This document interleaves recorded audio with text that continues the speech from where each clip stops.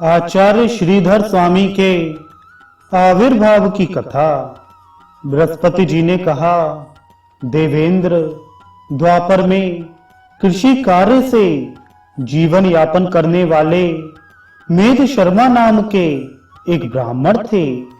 वे ज्ञानी, बुद्धिमान, धार्मिक तथा वेद मार्ग परायण थे।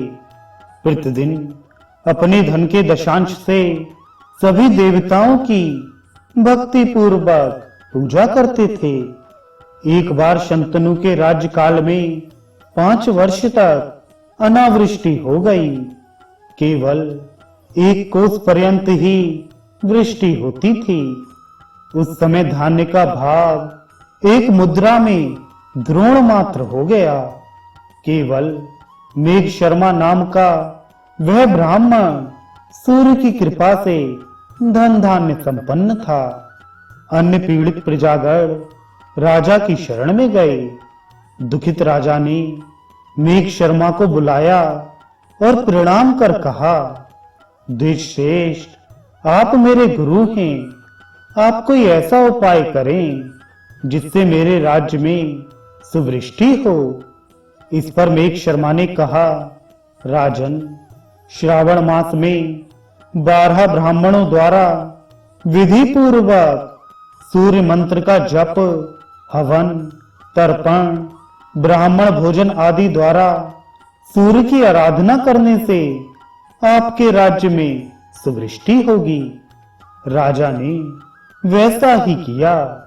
भगवान सूर्य की कृपा से प्रचुर वृष्टि हुई और सूर्य व्रत परायण राजा शंतनु उस व्रत द्वारा अतिशय पुण्यवान नृपश्रेष्ठ हो गए। जिस किसी वृद्ध पुरुष को भी वे अपने हाथ से स्पर्श कर देते थे, वह युवा एवं निरोग हो जाता था। सूर्य देव के प्रभाव से मेघ शर्मा भी युवक हो गया। वह वृद्धावस्था से रहित होकर सभी विघ्नों से शून्य हो 500 वर्षों तक जीवित रहा। अंत में प्राण का परित्याग कर उसने सूर्यलोक प्राप्त किया। अनंतर वह ब्रह्मलोक चला गया। पुनः भगवान सूर्य ने प्रयाग में आकर पर्जन्य के रूप में अपना दर्शन कराया और प्रसन्न चित्त होकर देवताओं से कहा, देवगणों, घोर कलयुग में म्लेच्छ राज्य होगा। उस समय मैं वृंदावन में आकर देव कार्य करूंगा। यह कहकर भगवान सूर्य वृंदावन चले गए और वेद शर्मा के पुत्र होकर श्रीधर नाम से विख्यात हुए। उन्होंने श्रीमद् भागवत की भक्तिपूर्ण भावार्थ दीप का टीका लिखी और भागवत की अपार महिमा बतलाई।